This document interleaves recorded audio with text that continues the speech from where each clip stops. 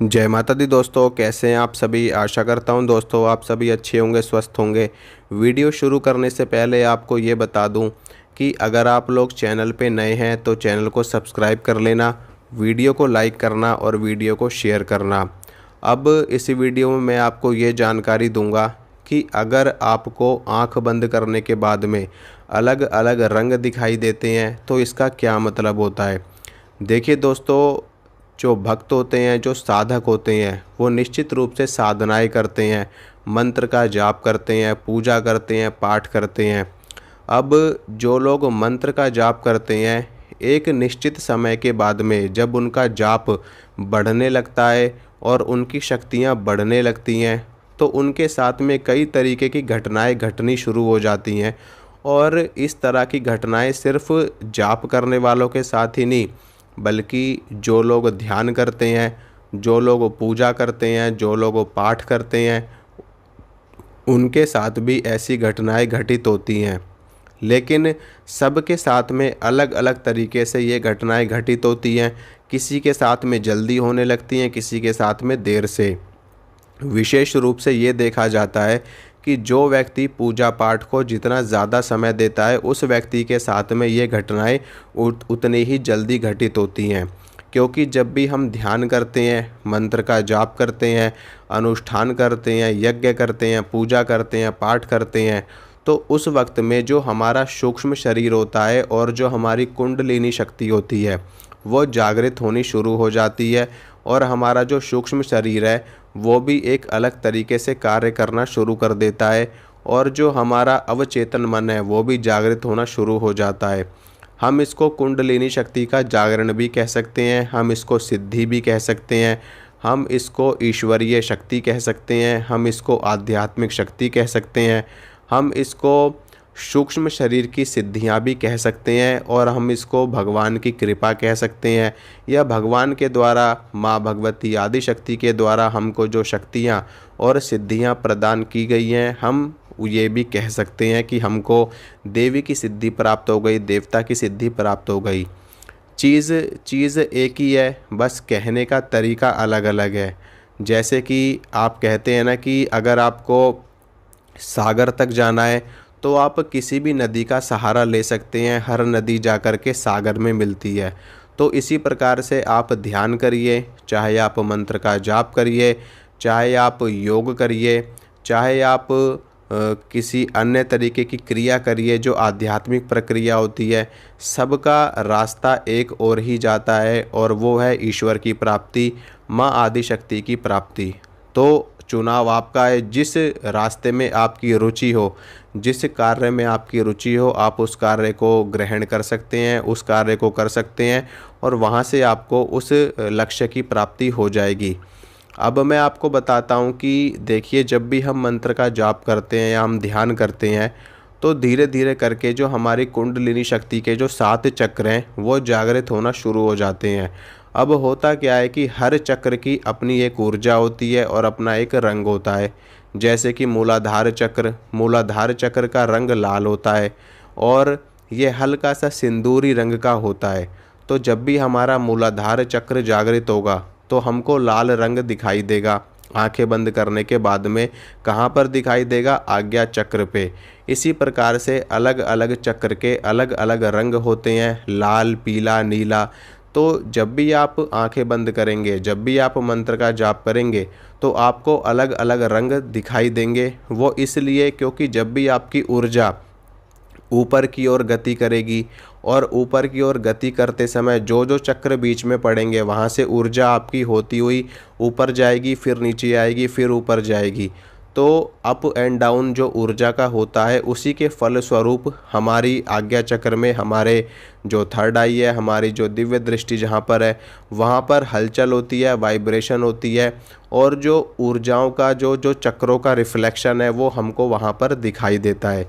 उदाहरण के तौर पे जब भी आप शीशे के सामने खड़े होते हैं तो शीशे के अंदर आपको अपना प्रतिबिंब दिखाई देता है, अपना रिफ्लेक्शन दिखाई देता है। उसी तरीके से जो चक्रों के जो रंग होते हैं, अब यहाँ तो सिर्फ मैं रंगों की बात कर रहा हूँ, अभी तो मैंने आपके सामने वो घटनाएं नहीं बताई, वो अनुभव नहीं बताए कि जो घटनाएं आपके साथ में घटित होती हैं। वैसे तो मैंने अन्य जो और वीडियोस बनाई है उसमें मैंने इसके बारे में भी ज़िक्र किया है कि किस तरीके के अनुभव होते हैं। ये तो सिर्फ रंगों की बात हो रही है कि अलग अलग रंग दिखाई देते हैं।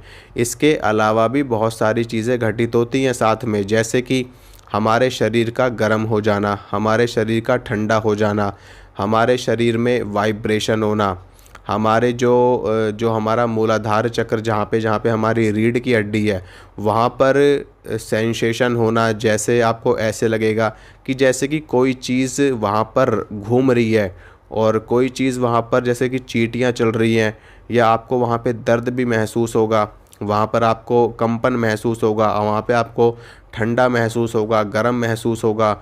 और इसके अलावा जहाँ पर आपका हृदय चक्र है, हृदय चक्र में आपको बेचैनी महसूस होगी, घबराहट महसूस होगी, उल्टी जैसा मन करेगा। इस तरह की चीज़ें भी हमारे साथ में घटित होती हैं। और आज्ञा चक्र पे आपको हर वक्त अलग अलग तरह के दृश्य आपको दिखने शुरू हो जाएंगे। कभी लाल रंग दिखेगा, कभी पीला, कभी नीला, कभी सफ़ेद, कभी आपको अपने इष्ट दिखाई देंगे, कभी आपको भूत प्रेत दिखाई देंगे, कभी आपको पॉजिटिव चीज़ दिखेगी, कभी आपको नेगेटिव चीज़ दिखेगी, तो कभी आपको शमशान दिखेगा, तो कभी आपको मंदिर दिखेगा, तो कभी आपको जीव दिखाई देंगे, तो कभी आपको आत्मा दिखाई देंगी। इस तरह की अलग अलग चीज़ें हमेशा दिखती रहती हैं जब हमारी ऊर्जाओं का जागरण होता है, हमारी शक्तियों का जागरण होता है। क्योंकि देखिए, देवी देवताओं की शक्तियाँ भी सूक्ष्म है, भूत प्रेतों की शक्तियाँ भी सूक्ष्म है, और हर जितनी भी जो सूक्ष्म जगत की चीज़ें हैं, और जब भी एक साधक ध्यान लगाने बैठता है तो सूक्ष्म जगत की हर एक चीज़ हमसे संपर्क करने की कोशिश करती है। वो उसमें देवी देवता भी आते हैं, भूत प्रेत भी आते हैं, जिन्न खबीस बेताल भी आते हैं, और भी तरह तरह की शक्तियाँ, यक्षिणी योगिनी की जो शक्तियाँ हैं वो भी हमसे संपर्क साधने की कोशिश करती हैं, क्योंकि उनके पास बहुत कुछ है बताने के लिए। ये जो ब्रह्मांड में जितनी भी सूक्ष्म शक्तियाँ हैं, दैवीय शक्तियाँ हैं, इनके पास अथाह सागर है हमको बताने के लिए, हमको दिखाने के लिए। लेकिन लेकिन उन शक्तियों को सुपात्र नहीं मिलते, इस वजह से जो ज्ञान है वो कहीं ना कहीं छुपा ही रह जाता है। और जो साधक होते हैं, जो अच्छे कोटि के संत होते हैं, सिद्ध होते हैं, उनको हर तरह की जानकारी प्राप्त होती है दिव्य शक्तियों के द्वारा। आपने देखा होगा कि आप जब जाते हो ओझाओं के पास, सिद्धों के पास, भक्तों के पास, वो कैसे आपको जानकारी दे देते हैं कि आप ये चीज़ ऐसे करिए, आपके साथ में ये चीज़ घटित हो रही है, आपकी ये कुल देवी है, आपके घर में ये देवता है, आपके ऊपर इस देवता की शक्ति है। कैसे ये जानकारी दे देते हैं? वो इसी वजह से जानकारी दे देते हैं क्योंकि उनके ऊपर देवी देवताओं की कृपाएँ, दैवीय शक्ति का हाथ है, और वही दैवीय शक्ति उनको हर तरह की जानकारी देती है। तो ये जो दैवीय शक्तियाँ होती हैं, ये हमेशा हमसे संपर्क साधने की कोशिश करती हैं। बस हमारा ही शरीर, हमारी आत्मा, हमारी ऊर्जा इस तरीके से तैयार नहीं होती कि हम उनके द्वारा बताई गई जानकारी ग्रहण कर पाएँ और उनसे संपर्क बना पाएँ। तो ये चीज़ें होती हैं दोस्तों। तो घबराओ मत, अगर आप ध्यान करते हो, मंत्र जाप करते हो, तो आपको रंग दिखाई दे रहे हैं या कोई अनुभव आपको हो रहा है, तो उसमें आपको घबराना नहीं है। ये अनुभव हर व्यक्ति के साथ में होता है, हर साधक के साथ में होता है, हर भगत के साथ में होता है।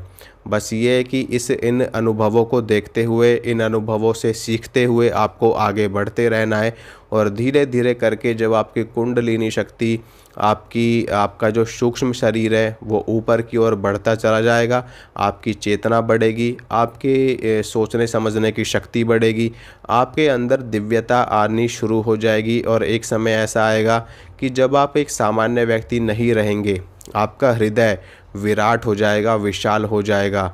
आपके अंदर हर चीज़ को देखने की और समझने की एक अलग ही क्षमता आ जाएगी। आप हर चीज़ को एक सामान्य व्यक्ति की तरह नहीं देखोगे, बल्कि हर एक चीज़ को आप इस तरीके से देखोगे कि एक विशाल हृदय के साथ में ये चीज़ क्या है और ये क्या लाभ दे सकती है। आपके अंदर दैवीय गुण आने शुरू हो जाएंगे, हर किसी का कल्याण करने की भावना आपके अंदर आ जाएगी, और आप हृदय के विशाल बन जाएंगे, हर किसी का भला करेंगे, कल्याण करेंगे, दिव्य शक्तियों से संपर्क साधने की शक्ति आपके अंदर आ जाएगी। तो ये चीज़ें होती हैं, आपको घबराना नहीं है, डरना नहीं है। अगर आप लोग को मेरे द्वारा दी गई जानकारी अच्छी लगती है तो वीडियो को लाइक करना, शेयर करना, चैनल को ज़्यादा से ज़्यादा सब्सक्राइब करना। मिलूँगा आप सभी से अगली वीडियो में। जय माता रानी की।